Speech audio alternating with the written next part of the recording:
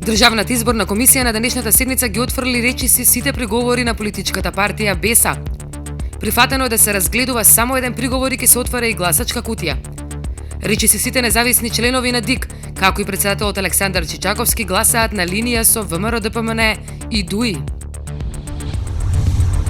Дури 70% од лекарите кои заминале во странство се изјасниле дека биле принудени да се вработат само доколку се членови на одредена политичка партија, покажува истражувањето на Health Grouper. 90% од анкетираните се изјасниле дека не размислуваат да се вратат назад во земјата.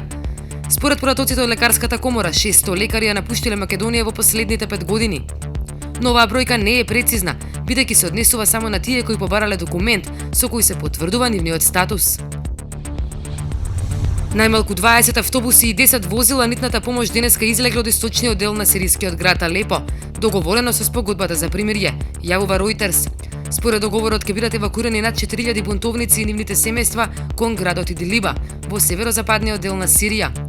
BBC денес објави опширна репортажа во која што го споредува сирискиот град Алепо со Сребреница во Босна и Херцеговина и констатира дека меѓународната заедница ништо не научила од овој пример.